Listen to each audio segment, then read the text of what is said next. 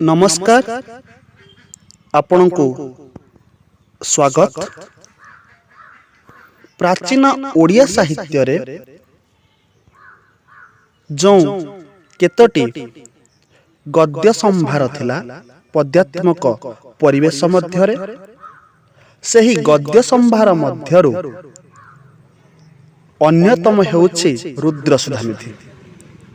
नारायण अवधूत स्वामी विरचित ए रुद्रसुधानिधि ओडिया प्राचीन गद्य साहित्य रे एक माइल खुंट कहिले अत्युक्ति हेब नाही।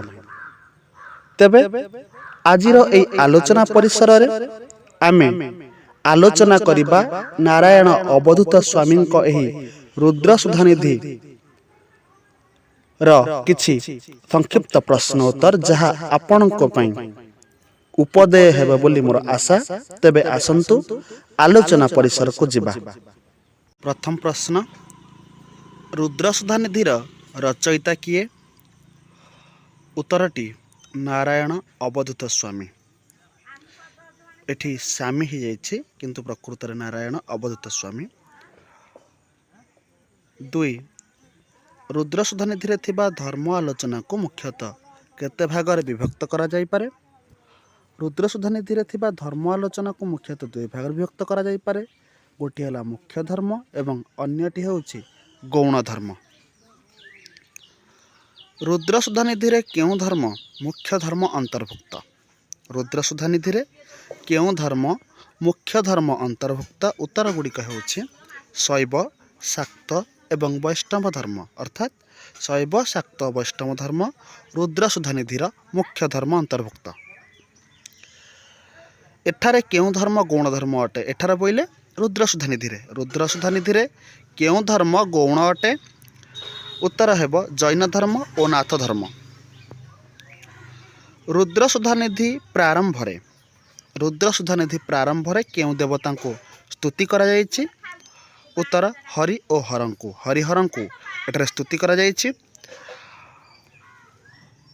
तापरे आसुछि करुणाकर करंक संपादित रुद्रसुधानिधि प्रारंभ रे केउ देवता को वंदना करा जायछि? उत्तर हब शिव। किंतु कृष्णचरण साहूक संपादित रुद्रसुधानिधि रे हरिहरंकु वंदना करा जाउथिला बेले करुणाकर करंक संपादित रुद्रसुधानिधि प्रारंभ रे शिवंकर वंदना करा जायछि। रुद्रसुधानिधि पूर्व जन्मर नाम कौन थिला? रुद्रसुधानिधि पूर्व जन्मर नाम थिला अभिनव चैतन्य। साधुर पतन फल रे परजन्म रे से कौन हुए? साधुर पतन फल रे से नृपति हो जन्म निये किंबा शिवलिंग हुए बोली रुद्रसुधानिधि रे अछि। शिवं को संतुष्ट करिबा पई अभिनव चैतन्य कि परिस्थिति करिसंती? शिवं को संतुष्ट करिबा पई अभिनव चैतन्य 50 वर्ण रे शिवस्तुति करिसंती। तापरे अभिनव चैतन्य केउ जोग बल रे महारानी शशिप्रभा गर्भ रे प्रविष्ट हेले? अर्थात केउ जोग बल रे अभिनव चैतन्य महारानी शशिप्रभा गर्भ रे रहिले बा प्रवेश कले? उत्तर हेब तारका धातु जोग। गर्भरे थिला बेले किए रुद्रसुधानिधि ठारू शिष्यत्व ग्रहण करिसंती? एठारे सुधानिधि हो जाइछि प्रकृतरता सुधानिधि।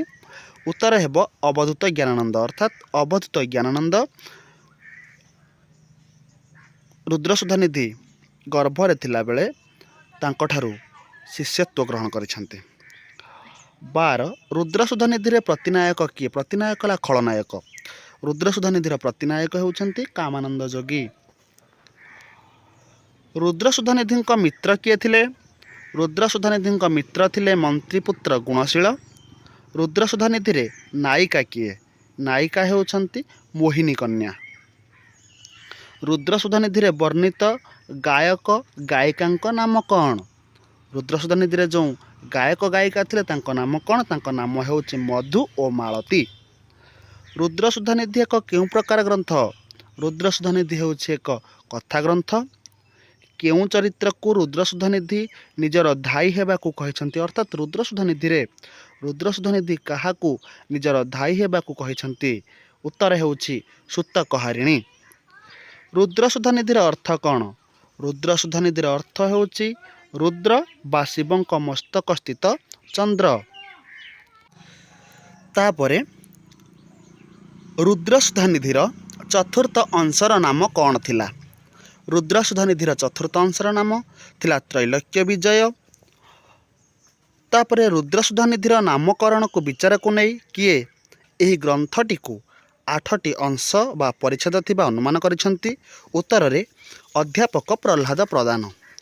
ଅଧ୍ୟାପକ ପ୍ରହ୍ଲାଦ ପ୍ରଧାନ ଏହି ରୁଦ୍ର ସୁଧାନିଧି ଗ୍ରନ୍ଥର ଅନୁମାନ ପରିଚ୍ଛେଦ କରିଛନ୍ତି। ଆନୁମାନିକ ପରିଚ୍ଛେଦ କରିକି ଏହାକୁ 8ଟି ଅଂଶ ବା ପରିଚ୍ଛେଦ ଥିବାର ଅନୁମାନ କରିଛନ୍ତି ବା କହିଛନ୍ତି। ରୁଦ୍ର ସୁଧାନିଧିର ପ୍ରତ୍ୟେକ ଅଂଶରେ କେତୋଟି ଲେଖାଏଁ ବର୍ଷ ଥିବା ଅନୁମିତ? ପ୍ରତ୍ୟେକ ଅଂଶରେ ଏଠାରେ 4ଟି ଲେଖାଏଁ ବର୍ଷ ଥିବା ଅନୁମିତ। ରୁଦ୍ର ସୁଧାନିଧି ଆଉ କେଉଁ ନାମରେ ନିଜକୁ ପରିଚିତି କରାଇଛନ୍ତି? ଉତ୍ତର ହେବ ଜ୍ଞାନରୁଦ୍ର। ଅର୍ଥାତ୍ ରୁଦ୍ର ସୁଧାନିଧି ବ୍ୟତୀତ ଏଠାରେ ତାଙ୍କର ଆଉ ଗୋଟିଏ ନାଁ ଅଛି ମଧ୍ୟ ଜ୍ଞାନରୁଦ୍ର। ମାଙ୍କ ଠାରୁ କ୍ଷୀର ପାନ କରିବା ମାତ୍ରକେ ରୁଦ୍ର ସୁଧାନିଧିଙ୍କୁ କେଉଁ ମାୟା ଗ୍ରାସ କରିଛି? ମାଙ୍କ ଠାରୁ କ୍ଷୀର ପାନ କରିବା ମାତ୍ରକେ ରୁଦ୍ର ସୁଧାନିଧିଙ୍କୁ ବୈଷ୍ଣବ ମାୟା ଗ୍ରାସ କରିଛି। ରୁଦ୍ର ସୁଧାନିଧିଙ୍କ ପିତାମାତା କିଏ? ରୁଦ୍ର ସୁଧାନିଧିଙ୍କ ପିତାମାତା ହେଉଛନ୍ତି ବସୁଧା ମଣ୍ଡନର ରାଜା ଅନଙ୍ଗ ପ୍ରଭାକର ଓ ଶଶିପ୍ରଭା। ତାପରେ ରୁଦ୍ର ସୁଧାନିଧି କାହାଠାରୁ ଧନୁର୍ବିଦ୍ୟା ଶିକ୍ଷା କରିଛନ୍ତି? ଉତ୍ତର ହେଉଛି ଗୁଣାକାର। ରୁଦ୍ର ସୁଧାନିଧିଙ୍କ ଶାସ୍ତ୍ରଗୁରୁ କିଏ ଥିଲେ? ରୁଦ୍ର ସୁଧାନିଧିଙ୍କ ଶାସ୍ତ୍ରଗୁରୁ ଥିଲେ ଉଦୟନାଚାର୍ଯ୍ୟ। ଅବିଦ୍ୟା ମୃତ୍ୟୁ ସଞ୍ଜୀବନୀ କନ୍ୟାର ପିତାମାତା କିଏ? ଅର୍ଥାତ୍ ରୁଦ୍ର ସୁଧାନିଧିର ନାୟିକା ଅବିଦ୍ୟା ମୃତ୍ୟୁ ସଞ୍ଜୀବନୀ କନ୍ୟାର ପିତାମାତା କିଏ ଥିଲେ? ଉତ୍ତର ପୃଥ୍ୱୀତିଳକ କଟକର ରାଜା ଧର୍ମଧ୍ୱଜ ଓ ରାଣୀ କୋକିଳାବତୀ। କିଏ କାମାନନ୍ଦ ମନ୍ତ୍ର ବଳରେ ବଶୀଭୂତ? କାମାନନ୍ଦଙ୍କ ମନ୍ତ୍ର ବଳରେ କିଏ ବଶୀଭୂତ ହୋଇଥିଲେ? ଉତ୍ତର ମହାଭୈରବ ଚଣ୍ଡୀ। କାମାନନ୍ଦର ସଖା କିଏ ଥିଲା? ଉତ୍ତରରେ ଭୂତ ଚୂଡ଼ାମଣି ଅନିଳ ଖେଚର। କନ୍ୟାହରଣ ପାଇଁ କାମାନନ୍ଦ ପ୍ରଥମେ କେତେ ଭୂତଗଣକୁ ପ୍ରେରଣ କରିଛି? ଯେତେବେଳେ ମୋହିନୀ କନ୍ୟାକୁ ହରଣ କରିବା ପାଇଁ ବା ମୋହିନୀ କନ୍ୟାର ହରଣ ପାଇଁ କାମାନନ୍ଦ ଯୋଗୀ ପ୍ରଥମେ କେତେ ଭୂତଙ୍କୁ ପ୍ରେରଣ କରିଥିଲେ? ଉତ୍ତର 12,800 ଜଣ। ରୁଦ୍ର ସୁଧାନିଧି ଓ କାମାନନ୍ଦ ପ୍ରଥମେ କେଉଁଠି ଭେଟ ହୋଇଛନ୍ତି? ରୁଦ୍ର ସୁଧାନିଧି ଏବଂ କାମାନନ୍ଦ ପ୍ରଥମେ କେଉଁଠି ଭେଟ ହୋଇଛନ୍ତି? ଉତ୍ତର ହେଉଛି ଶାକମ୍ଭରୀ ମଣ୍ଡପରେ। The work in neither poetry nor prose but happy blend of both. Rudra Sudhanidhi ସମ୍ବନ୍ଧୀୟ ଏ ମନ୍ତବ୍ୟଟି କାହାର? ଏହି ମନ୍ତବ୍ୟଟି ହେଉଛି ଡକ୍ଟର ଆର୍ତ୍ତବଲ୍ଲଭ ମହାନ୍ତିଙ୍କର। କିଏ ରୁଦ୍ର ସୁଧାନିଧିକୁ ଓଡ଼ିଶାର ପ୍ରଥମ ଗଦ୍ୟ ଗ୍ରନ୍ଥ ବୋଲି କହିଛନ୍ତି? ଉତ୍ତର ହେଉଛି ମାୟାଧର ମାନସିଂହ। କେଉଁ ଆଲୋଚକ ରୁଦ୍ର ସୁଧାନିଧି ଦାଣ୍ଡି ବୃତ୍ତରେ ରଚିତ ବୋଲି ପ୍ରମାଣ କରିଛନ୍ତି? ଉତ୍ତର ଅଧ୍ୟାପକ ପ୍ରହ୍ଲାଦ ପ୍ରଧାନ। କିଏ ରୁଦ୍ର ସୁଧାନିଧିର ଗଦ୍ୟ ଶୈଳୀକୁ ବେଣୀ ଅନ୍ତର୍ଭୁକ୍ତ କରିଛନ୍ତି? ଉତ୍ତର ଦେବୀପ୍ରସାଦ ପଟ୍ଟନାୟକ। ପ୍ରଥମେ କିଏ ନମୁନା ସ୍ୱରୂପ ରୁଦ୍ର ସୁଧାନିଧିର କିଛି ଅଂଶକୁ ପ୍ରାଚୀନ ଗଦ୍ୟ ପଦ୍ୟାଦର୍ଶରେ ସଂକଳନ କରିଥିଲେ? ଅର୍ଥାତ୍ କିଛି ନମୁନା ନେଇ ସେ ତାଙ୍କର ପୁସ୍ତକରେ ସଂକଳିତ କରିଥିଲେ। ସେ କିଏ? ସେ ହେଉଛନ୍ତି ଆର୍ତ୍ତବଲ୍ଲଭ ମହାନ୍ତି। କରୁଣାକର କର ରୁଦ୍ର ସୁଧାନିଧିକୁ ସମ୍ପାଦନା କରି କେବେ ପ୍ରକାଶ କରିଥିଲେ? 1965। ଉତ୍ତର ଅର୍ଥାତ୍ 1965 ମସିହାରେ କରୁଣାକର କର ରୁଦ୍ର ସୁଧାନିଧିକୁ ସମ୍ପାଦନା କରି ପ୍ରକାଶ କରିଥିଲେ ଓଡ଼ିଶା ସାହିତ୍ୟ ଏକାଡେମୀ ଆନୁକୂଲ୍ୟରେ। କିଏ ରୁଦ୍ର ସୁଧାନିଧିକୁ ଧର୍ମ ସମ୍ବନ୍ଧୀୟ ଏକ ବିଶ୍ୱକୋଷ ବୋଲି ମତ ଦେଇଛନ୍ତି? କିଏ ରୁଦ୍ର ସୁଧାନିଧିକୁ ଧର୍ମ ସମ୍ବନ୍ଧୀୟ ଏକ ବିଶ୍ୱକୋଷ ବୋଲି ମତ ଦେଇଛନ୍ତି? ଉତ୍ତର ବଂଶୀଧର ମହାନ୍ତି। କେଉଁ ଆଲୋଚକ ରୁଦ୍ର ସୁଧାନିଧିର ଶୈଳୀ ଓ କଥା କହିବାର ବିଭିନ୍ନ ପ୍ରକାର ଶୈଳୀର ଏକ ବିଶ୍ୱକୋଷ ବୋଲି ମତ ଦେଇଛନ୍ତି? ଉତ୍ତର କୃଷ୍ଣଚରଣ ସାହୁ। ରୁଦ୍ର ସୁଧାନିଧିରେ କେତୋଟି ଗୀତା ଅଛି ବୋଲି କୁହାଯାଇଛି ବା କେତୋଟି ଗୀତା କଥା କୁହାଯାଇଛି? ଉତ୍ତର ହେଉଛି 22। ଏଠାରେ କେତୋଟି ବ୍ୟାକରଣ କଥା କୁହାଯାଇଛି? ଏଠାରେ ବୋଇଲେ କ'ଣ? ରୁଦ୍ର ସୁଧାନିଧିରେ କେତୋଟି ବ୍ୟାକରଣ କଥା କୁହାଯାଇଛି? ଉତ୍ତର 12 ଗୋଟି। ରୁଦ୍ର ସୁଧାନିଧିରେ ମୋଟ କେତେଥର ଶିବଙ୍କ ନାମ ଉଲ୍ଲେଖ ଅଛି? ରୁଦ୍ର ସୁଧାନିଧିରେ ମୋଟ 12,004 ଥର ଶିବଙ୍କ ନାମ ଉଲ୍ଲେଖ ଅଛି। ଅବଧୂତ ନିଜକୁ କେତେ ବର୍ଷର ଯୋଗୀ ବୋଲି କହିଛନ୍ତି? ଅବଧୂତ ନିଜକୁ 7,000 ବର୍ଷର ଯୋଗୀ ବୋଲି କହିଛନ୍ତି। ଅଭିନବ ଚୈତନ୍ୟ ଅବଧୂତଙ୍କୁ କେତେ ପ୍ରକାର ବୈରାଗ୍ୟ କଥା କହିଛନ୍ତି? ଅଭିନବ ଚୈତନ୍ୟ ଅବଧୂତଙ୍କୁ 4 ପ୍ରକାର ବୈରାଗ୍ୟ କଥା କହିଛନ୍ତି। ସେ 4 ପ୍ରକାର ବୈରାଗ୍ୟ କ'ଣ ନା ଶ୍ରୁତି ବୈରାଗ୍ୟ, କୋମଳ ବୈରାଗ୍ୟ, ଭୋଗ ବୈରାଗ୍ୟ ଏବଂ ପୌଢ଼ ବୈରାଗ୍ୟ। ରୁଦ୍ରସୁଧାନିଧିରେ କେତେ ପ୍ରକାର ମାୟା କଥା କୁହାଯାଇଛି? ରୁଦ୍ରସୁଧାନିଧିରେ 18 ପ୍ରକାର ମାୟା କଥା କୁହାଯାଇଛି। ଗର୍ଭସ୍ଥ ଶିଶୁ ଅବଧୂତଙ୍କୁ ଭବିଷ୍ୟତରେ କେଉଁଠାରେ ଭେଟ ହେବ ବୋଲି କହିଛନ୍ତି? ଗର୍ଭସ୍ଥ ଶିଶୁ ଅବଧୂତଙ୍କୁ କାଳଞ୍ଜନ ପର୍ବତରେ ଭବିଷ୍ୟତରେ ଭେଟ ହେବ ବୋଲି କହିଛନ୍ତି। ଉତ୍ତର। ତାପରେ ପ୍ରଶ୍ନ, ରୁଦ୍ରସୁଧାନିଧିର ଯେଉଁ ପ୍ରସଙ୍ଗ ବେଶୀ ବିବାଦାସ୍ପଦ, ପ୍ରକୃତରେ ଏଠାରେ ଯେଉଁଟା ହେବ କେଉଁ? ରୁଦ୍ରସୁଧାନିଧିର କେଉଁ ପ୍ରସଙ୍ଗ ବେଶୀ ବିବାଦାସ୍ପଦ? ରୁଦ୍ରସୁଧାନିଧିର କାଳ ନିରୂପଣ ପ୍ରସଙ୍ଗଟି ଅଧିକ ବିବାଦାସ୍ପଦ।